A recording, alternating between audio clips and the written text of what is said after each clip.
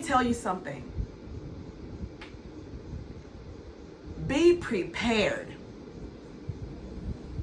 as a leader and as a champion for your people. Be prepared and take care of yourself, because in doing this love work, this healing work, this warrior work, this divine work, you're gonna take some hits. You're gonna take some punches. You're gonna take some assaults from the very people you have devoted and committed and sworn oath to serve.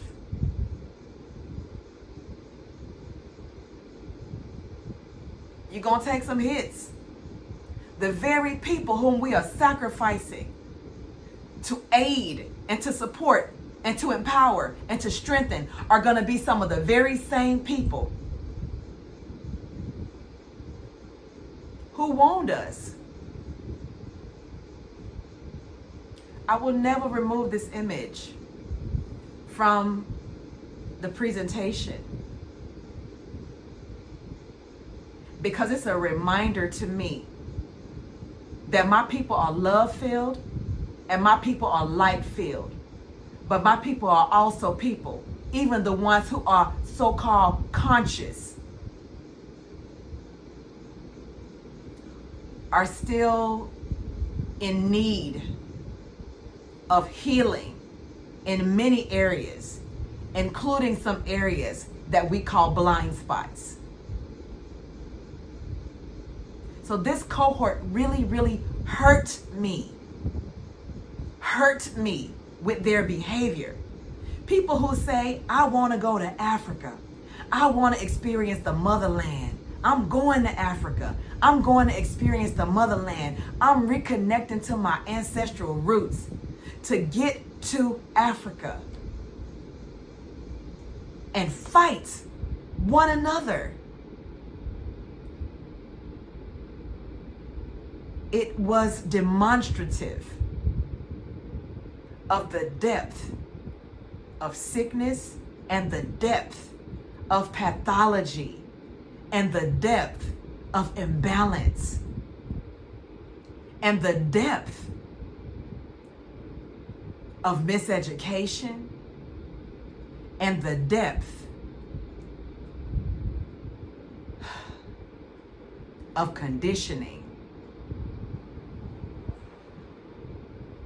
that we as a people still, even those of us who get so close to embarking on such a sacred journey as to a spiritual mission home to the motherland, that we still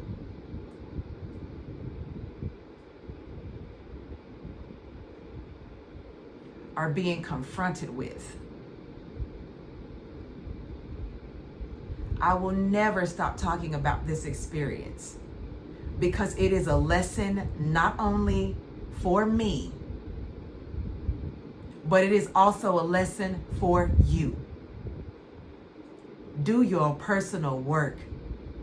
Do your internal work, especially if you're traveling on sacred mission as a community, as a group, as a larger spiritual family. Do your work on the front end, so that you do not cause harm inadvertently to your brothers and your sisters and your elders and your youths, so that you do not inadvertently cause hurt and harm to your spiritual hosts and your spiritual leaders and your spiritual guides and your spiritual fathers and your spiritual mothers,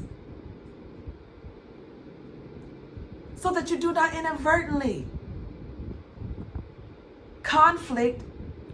inflict additional harm to yourself. Re-traumatize yourself.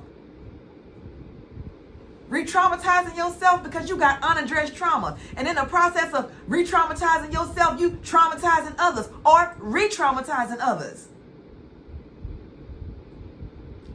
Thank Olodumare. I give thanks to Olodumare that I not only have a heart of shimmering gold, but that I also have a heart of steel. I'm thankful for it.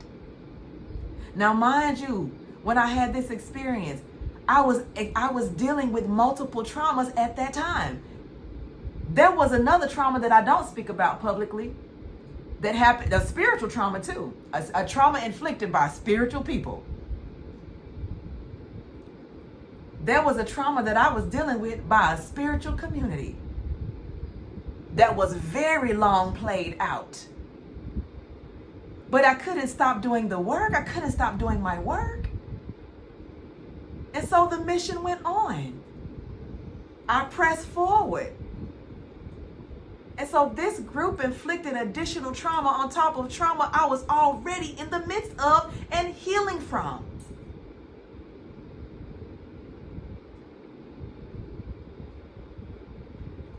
This group demonstrated a beauty like no other. They did some wonderful, beautiful, amazing, and outstanding things while they were there and on their return and in the many years that have followed. I thank this cohort. But this cohort also taught me some very, very tough lessons. And I know that each one of them also learned from this experience. You all do your work. Do your work when you are on sacred mission. Do your work if you know you're traveling in a group on spiritual mission. On a spiritual mission, even if you're traveling solo on a spiritual mission and sacred journey, do your work beforehand so that to the best of your ability, you are able to prepare your vessel mentally, emotionally, spiritually, in your core and in your heart, so that you can make the most of said sacred journey. Do your work, everyone, for yourself and everyone whom you will be sharing sacred space with. Do your work. Elaboro, elaboye, elaboishishe.